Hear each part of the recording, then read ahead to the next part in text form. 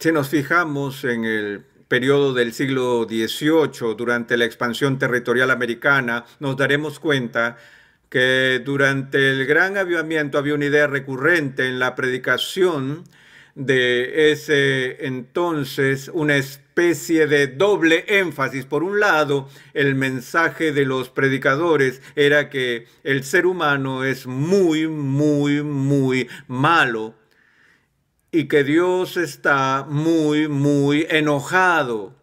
En otras palabras, hubo tal énfasis en el pecado humano y en la ira de Dios que casi algunos terminaron llamándola la teología del miedo, la cual predominó durante ese periodo. Y luego, en el siglo XIX, vemos una dramática reacción en contra de esa clase de tendencia en la predicación, de modo que ahora el mensaje era, ok, el humano no es tan malo y Dios no está tan enojado.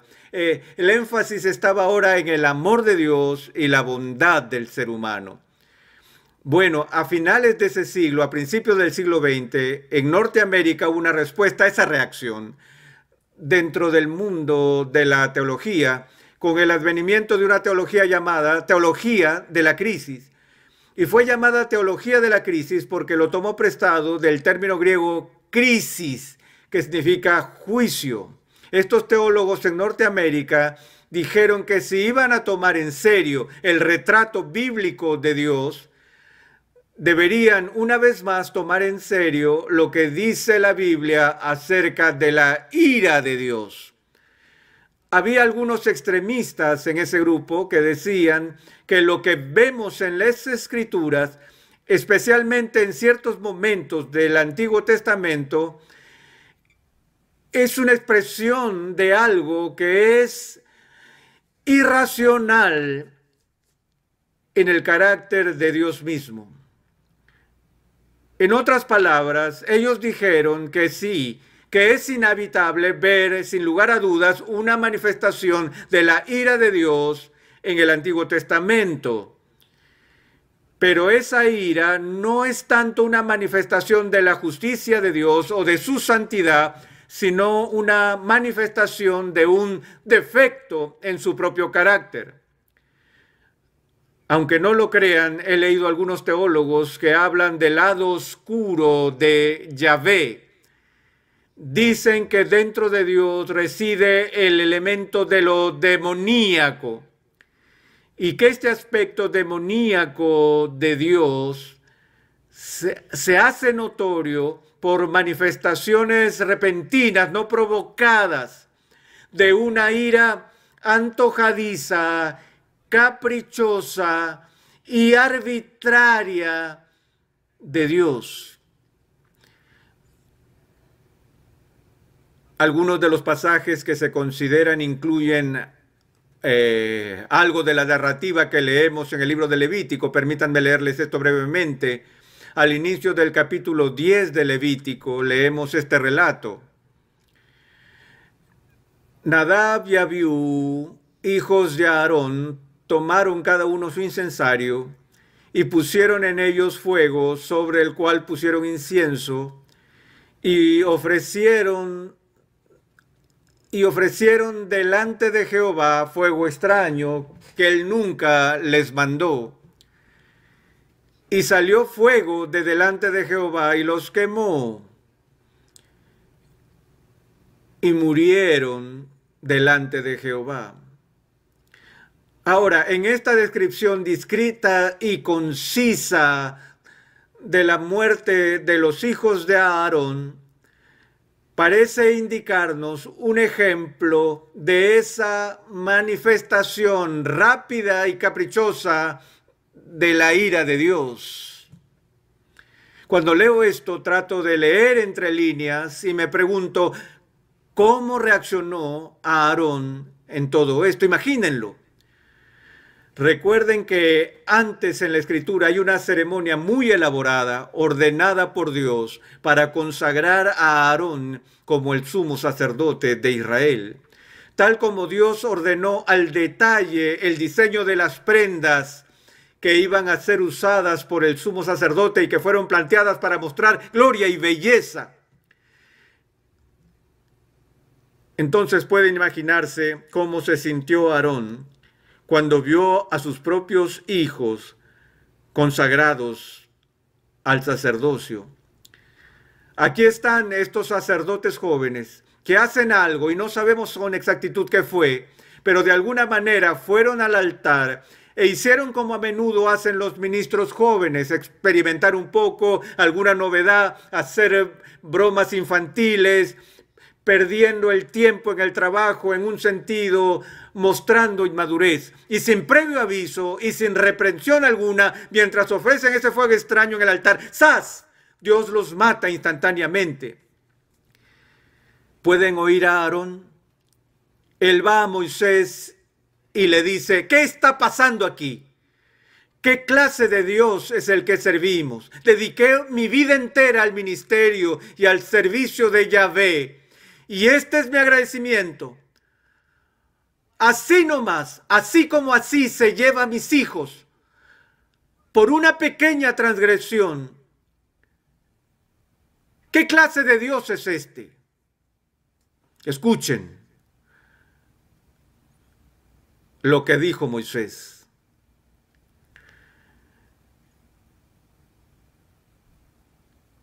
Entonces Moisés dijo a Aarón, esto es lo que habló Jehová diciendo, en los que a mí se acercan, me santificaré. Y en presencia de todo el pueblo, seré glorificado. Y luego leemos estas palabras. Y Aarón estuvo callado. Será mejor creer que Aarón se quedó inmóvil. Cuando el Todopoderoso vino y dijo, mira Aarón, sé que todo esto es muy duro para ti, que haya tomado la vida de tus hijos. Pero ¿te acuerdas cuando establecí el sacerdocio? ¿Recuerdas el día en que te aparté y te consagré para esta tarea sagrada, para lo cual dije que hay ciertos principios que no negociaría con mis sacerdotes? Seré considerado santo por todos y por a cualquiera que se atreva a presumir de ministrar en mi nombre. Y ante el pueblo seré tratado con reverencia. Y cuando Dios habló, Aarón cayó. Pero hay otras ocasiones como esta, ¿no es cierto? Una de las historias más espeluznantes en el Antiguo Testamento es la historia de Usa, el coatita. Todos ustedes conocen la historia de Usa. Y no se trata de las siglas del país norteamericano.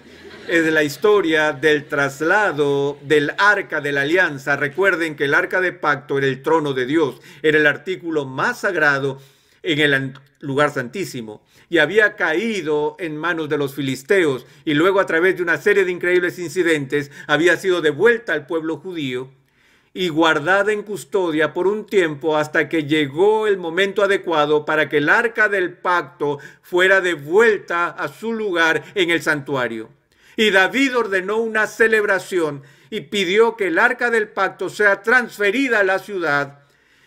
Y las personas se alinearon en las calles y bailaban y cantaban mientras se movilizaban y veían la procesión del trono de Dios delante de ellos. Y se nos dice que el Arca del Pacto fue trasladada al ser puesta en una carreta de bueyes.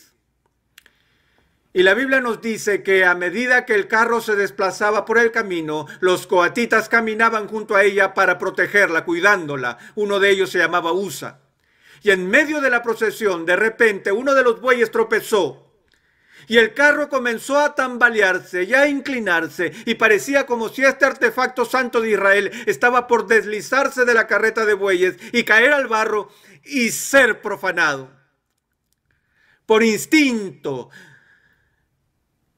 y de forma involuntaria, Usa extendió su mano para sostener el arca y asegurarse de que este trono de Dios no cayera en el barro. ¿Qué sucedió? Los cielos se abrieron y una voz diciendo, gracias, Usa. No, tan pronto como Usa tocó el arca santa de Dios, Dios le produjo la muerte. Recuerdo haber leído la malla curricular de la escuela dominical en una de las iglesias en donde trabajé. El documento venía de la oficina principal y vi textos como este que decían, ahora entendemos que este tipo de historias que leemos en el Antiguo Testamento, como la de Usa y Nadab, como la de Dios destruyendo el mundo con un diluvio, hombres, mujeres y niños, de Dios ordenando la expulsión de una persona o diciéndole al pueblo judío que fuera a Canaán y eliminaran a todos sus habitantes, hombres, mujeres y niños, esto no puede ser una verdadera manifestación del verdadero carácter de Dios. Debemos entender esas historias del Antiguo Testamento simplemente como que personas judías antiguas, precientíficas, primitivas, seminómadas, interpretaron lo que vieron a la luz de su propia teología peculiar. Probablemente lo que pasó fue que Usa tuvo un ataque al corazón y murió, y el escritor judío atribuyó la causa de su muerte a una expresión despiadada de la ira cruel de Dios. En otras palabras, era impensable para los autores de ese currículo que Dios mismo realmente pudiera tener algo que ver con la muerte de Usa.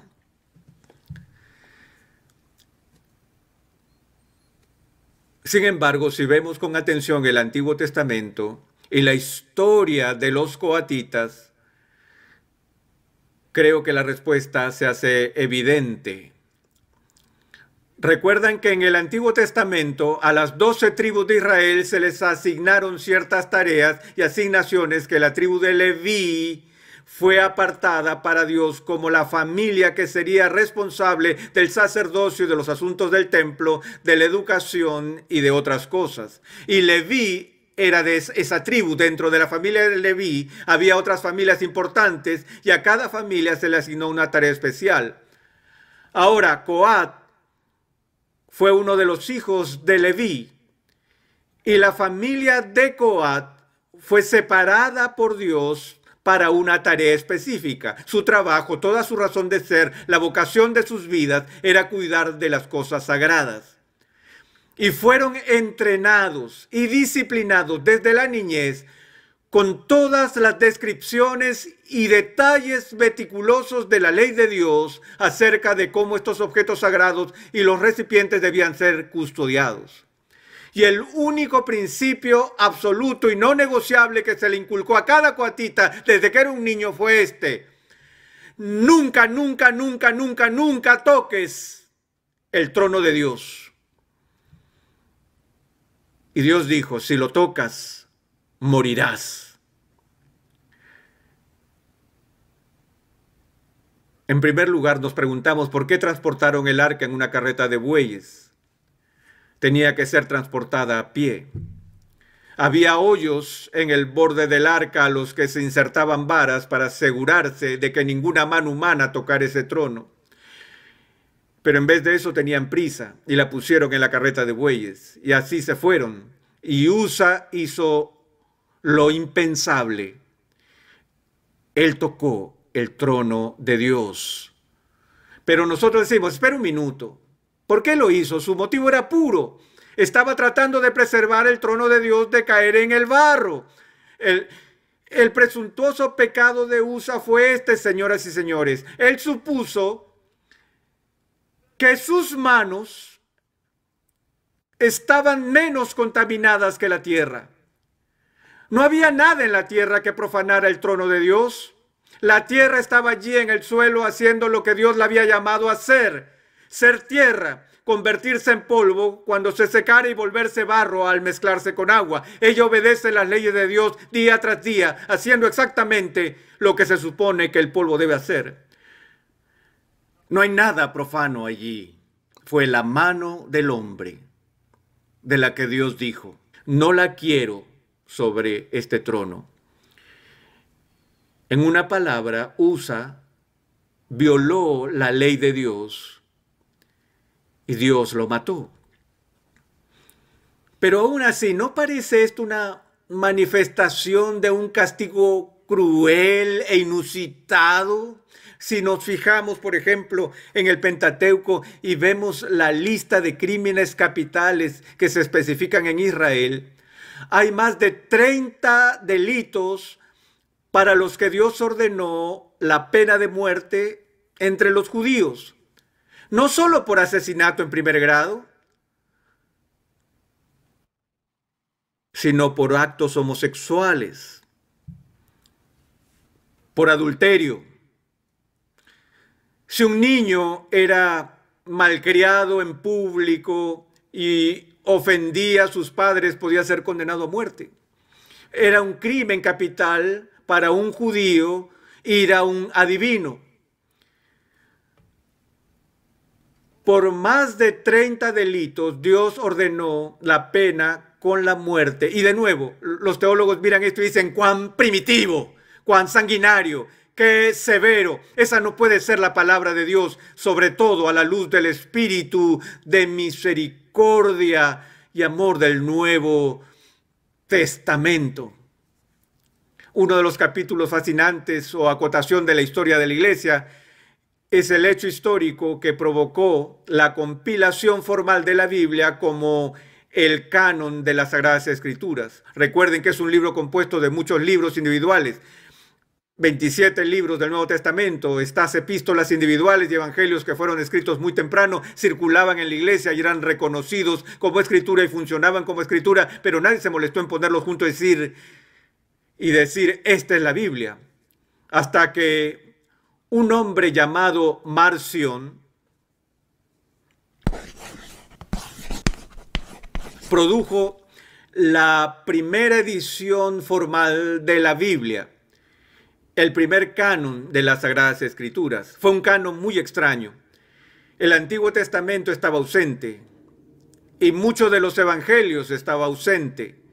Solo unos pocos comentarios del apóstol Pablo fueron incluidos en este canon porque el principio de trabajo de Marción fue que cualquier referencia al Dios del Antiguo Testamento, Jehová, no podía ser Sagrada Escritura porque Jesús en el Nuevo Testamento revela una deidad distinta a esa deidad explosiva y malgeniada que tronó desde el Sinaí en el Antiguo Testamento.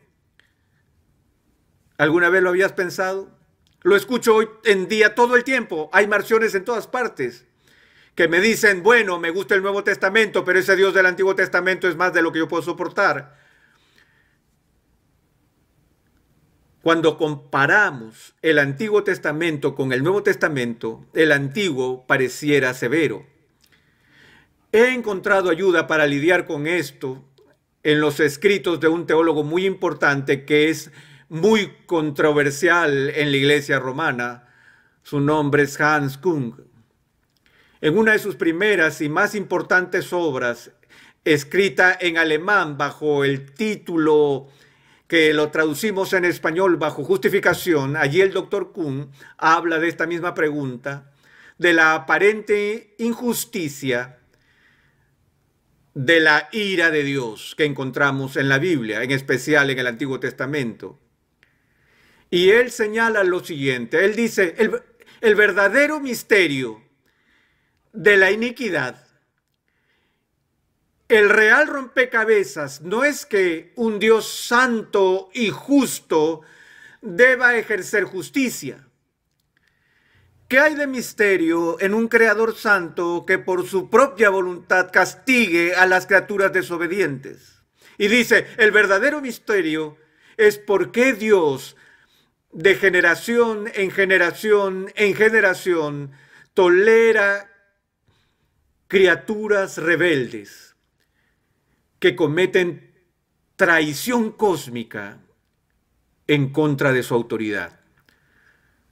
¿Lo has pensado así? Y Kuhn continúa reflexionando y dice, recuerden que aunque hay 30 y tantos delitos capitales en el Antiguo Testamento, eso no representa una forma cruel e inusual de justicia en manos de Dios, sino que eso representa de por sí una reducción masiva en la cantidad de delitos capitales. Acuérdense de las reglas establecidas en la creación. Cuando Dios, el gobernante omnipotente de los cielos y de la tierra, sopló sobre el polvo aliento de vida y formó una criatura a su imagen, y Él le dio a esa criatura el estatus más alto en este planeta y la mayor bendición y regalo que en ningún momento estaba obligado a dar. El don de la vida estampado a su imagen en ese pedazo de barro y dándole vida. Él dice, el alma que pecare, esa morirá. Todo pecado fue visto en la creación como ofensa capital. Y no que este castigo sería la muerte en algún momento después que se haya cumplido 70 años, sino bajo los términos de la creación. El día que de él comieres, ciertamente morirás. Ahora sé que la gente lee eso y dicen que lo que el texto está diciendo es que el día en que la transgresión toma lugar, sufrimos la muerte espiritual. Eso no fue lo que Dios dijo. Eso podría ser verdad, que el hombre sufrió la muerte espiritual el día que transgredió la ley de Dios. Pero los términos de la creación fueron, el día que comas mueres biológicamente. Se acabó.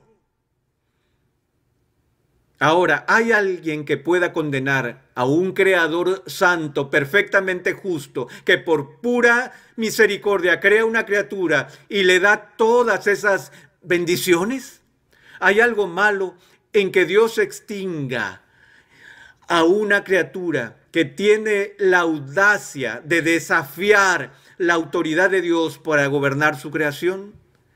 ¿Se ha detenido a considerar lo que está involucrado en el más mínimo pecado? Aún con un pecadillo, amados, decimos que mi voluntad tiene un derecho más alto que los de Dios. Me aterra que en nuestra cultura la gente practique cosas como el aborto y diga que tiene el derecho moral para hacerlo. Si sé algo acerca de Dios, es que Dios nunca ha dado a nadie el derecho moral de hacer algo como eso. Y me estremezco al pensar en lo que pasará cuando una persona se presente ante Dios y diga, yo tenía el derecho de hacer eso. ¿Quién tiene ese derecho?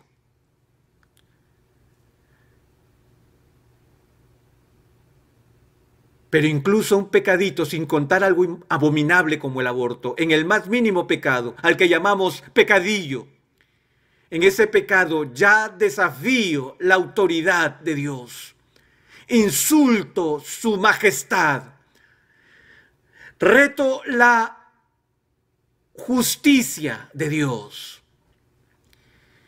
Pero estamos tan acostumbrados a hacer eso y a justificar con cuidado nuestra desobediencia, que nos ponemos tercos en nuestros corazones, nuestras conciencias se han endurecido y creemos que no es nada serio desobedecer al Rey del universo.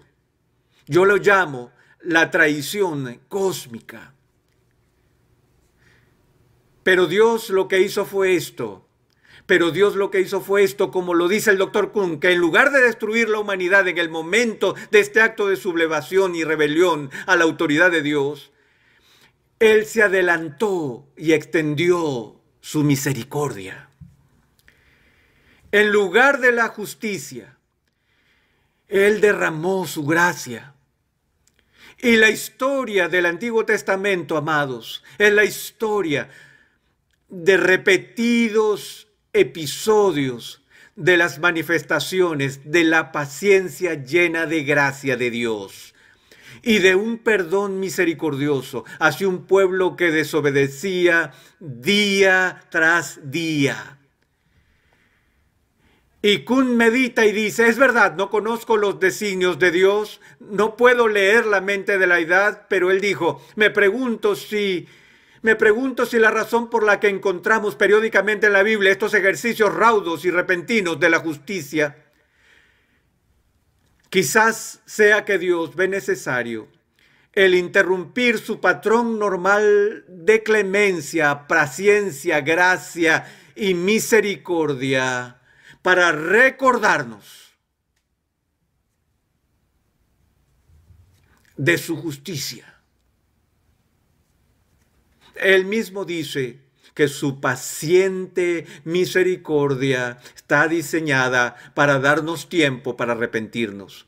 Pero en vez de eso nos aprovechamos y pensamos que a Dios si no le importa si pecamos, o aunque si importase, no hay nada que pueda hacer al respecto. Vi una vez a un joven desafiar a Dios gritando a los cielos, si estás allí, mátame con un rayo, desafiando así al Todopoderoso. Yo no quise mirar, pero vi su cadáver al día siguiente. Nunca lo olvidaré.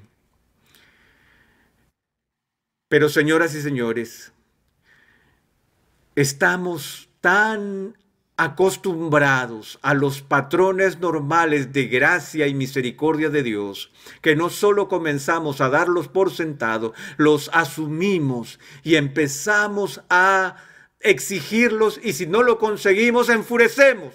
Hace poco hablé en el Seminario Teológico de Dallas, compartí de un pasaje en el Nuevo Testamento donde Jesús habló de este mismo tema y utilizó mi ilustración favorita. Cuando yo era un joven profesor universitario, mi tarea era enseñar a 250 nuevos estudiantes introducción al Antiguo Testamento. El mismo primer día de clases tuve que entregar los trabajos y tenía que ser muy cuidadoso con los requisitos porque ellos tratarán de distorsionarlos para librarse de ellos. Y les dije, miren, tenemos solo unos pocos ensayos de 3 a 5 páginas o de 2 a 4 páginas, pequeños escritos cortos, y dije, son 4 de ellos, si no se presentan a tiempo serán desaprobados a menos que hayan ingresado a la enfermería o se haya muerto un familiar cercano. Y tuve que explicarle todo a ellos y dije, ¿todos entienden? Oh, sí, estamos de acuerdo, el primer plazo se vence el 30 de septiembre. 30 de septiembre, 225 estudiantes diligentemente vienen con sus trabajos. 25 de los estudiantes estaban de pie, allí temblando, asustados y llenos de miedo. Me dijeron, oh, doctor Sproul, no alcanzamos a terminar nuestros trabajos, no administramos bien el tiempo, no hicimos la transición de la secundaria a la universidad. Por favor, no nos vaya a reprobar, denos una extensión de 2 días. Yo dije, ok, voy a concederle esta vez, pero no dejan que suceda de nuevo. Recuerden hoy que el mes que viene quiero que esos trabajos a tiempo. Llegó el 30 de octubre. 200 estudiantes llegaron con sus trabajos.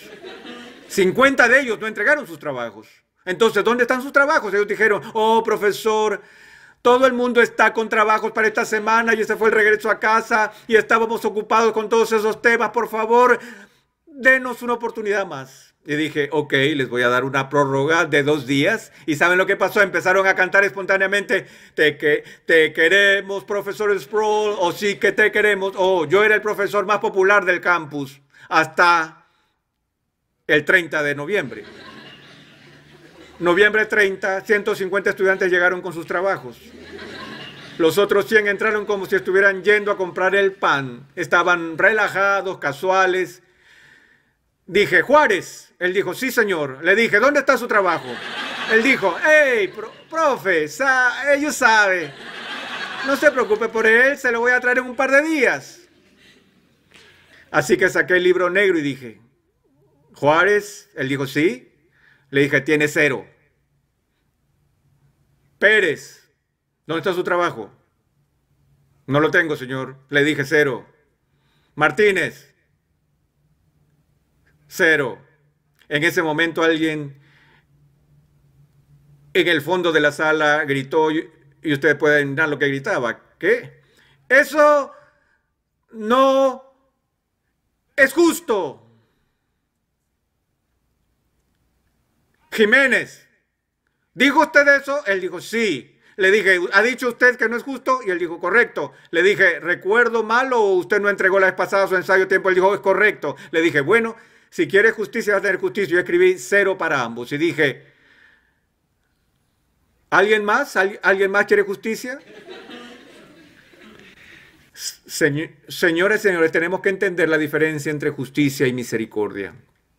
Al momento que piensan que Dios le debe misericordia, una alarma debe sonar en sus cerebros que les advierta que ya no piensan más en misericordia. Porque por definición, la misericordia es voluntaria. Dios nunca está obligado a ser propicio a una criatura rebelde. Él no le debe misericordia. Como Él ha dicho, yo tendré misericordia de quien yo tenga misericordia. Y voy a cerrar con esto. Un Dios santo, un Dios santo es justo y misericordioso. Nunca injusto. Nunca injusto. No hay momento en ninguna página de las Escrituras donde alguna vez se castigue a una persona inocente. Dios simplemente no sabe cómo ser injusto. Le doy gracias cada noche porque Él sabe cómo ser no justo. Porque la misericordia es no justicia, pero no es injusticia. Y así los dejo con esto. Cuando oren, ni se le ocurra pedir a Dios que te haga justicia. Él podría hacerlo. Y si Dios fuera a tratar con nosotros de acuerdo a la justicia, pereceríamos tan rápidamente como Nadab y Abiú, Usa y Ananías y Zafira en el Nuevo Testamento. Pero vivimos, amados, por gracia, por su misericordia. Y nunca lo olvidemos. Oremos. Padre nuestro, perdónanos por dar por sentada tu bondad amorosa, por exigirla, por enojarnos cuando no la recibimos. Padre,